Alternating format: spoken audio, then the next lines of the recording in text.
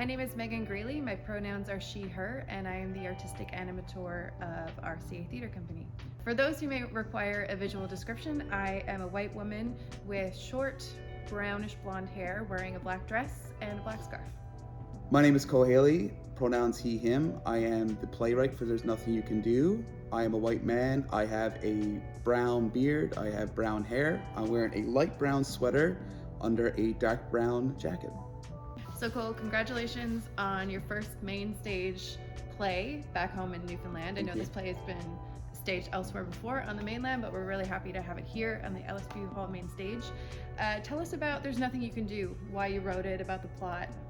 Yeah, first it's great to have the show here in St. John's, which inspired it so much. I mean, when I was writing the play, I called it a love letter to St. John's and to St. John's house parties specifically. The show is about a recently reconnected group of friends who all come around their high school reunion. They're at a house party that somebody throws, and they are all dealing with various elements of a classic quarter-life crisis. But it's all about these people who thought their lives would be different by now, and when you're coming back after being away for so long and seeing friends from high school, you're remembered about the person you thought you were going to be. I think that spirals a lot of people. It spiraled me. Like anytime I go back home and I'm seeing my friends from there, I'm like, oh geez, I didn't think I would be who I am now when I was there. You know, you always had loftier expectations. It's not a doom and gloom show at all. No, like it's hilarious. Thank you. I think it's a comedy more than it is a drama, and I think it's a drama more than it is doom and gloom. Mm-hmm. You just talked about the play being about a quarter-life crisis. Yep. Someone told me recently that they don't believe that a quarter-life crisis exists. I disagree wholeheartedly with that.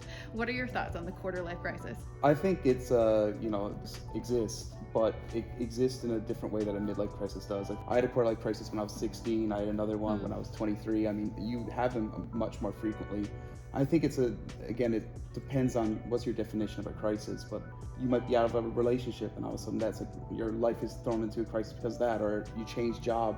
When you're trying to discover who you are, any little hiccup is a crisis. Yeah, and I think it's always changing, constant definition too. I mean, COVID was it forced a lot of people into a quarter life crisis because they had all this time to think. And this play was written during COVID for the most part, or on the heels of COVID, right after. So I think a lot of people were brute forced themselves into their quarter life crisis because of the fact that they had all this time to consider, like, am I happy in life right now? Am I happy with my job?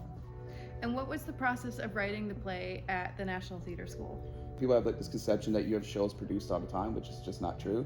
You have workshops and readings, so this is your actual first production at the school, and it's part of the New Words Festival, so it's all hands type of thing. So the directing students direct, the acting students act, the production students produce, and the playwrights write the show. And so it's a really nice farewell to the last 3 years we spent together. I started writing the show in my second year, just little drafts and characters and all these things, and it went through.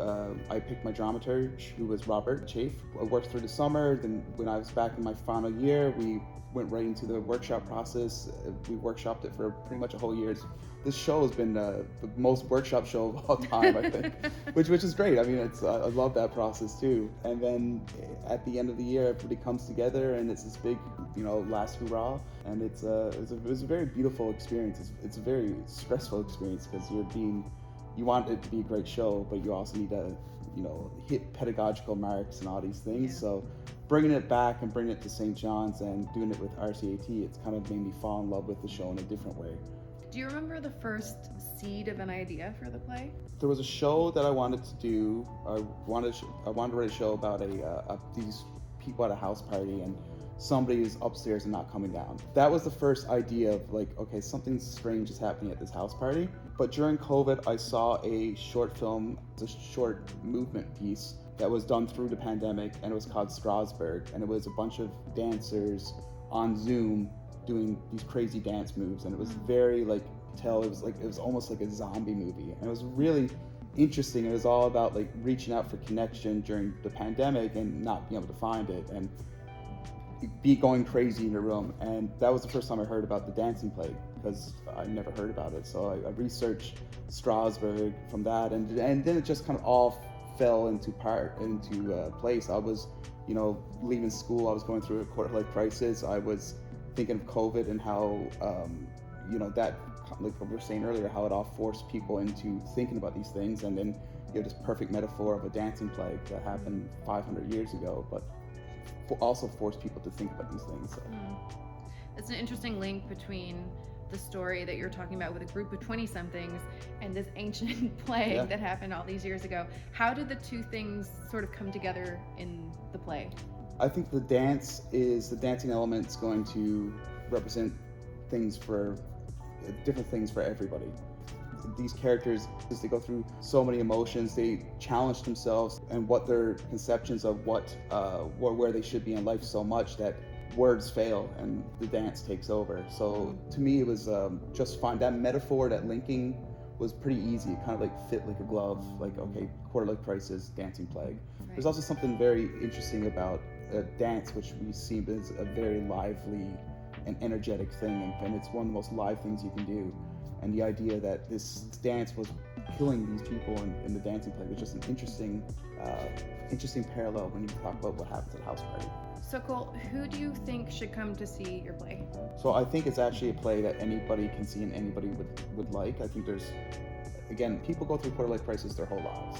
I think anybody who is 70 could relate to a 20-year-old being unsure about their place in the world. Mm-hmm. And I think if that sounds like something you went through or are going through, I think you can find your place in the show.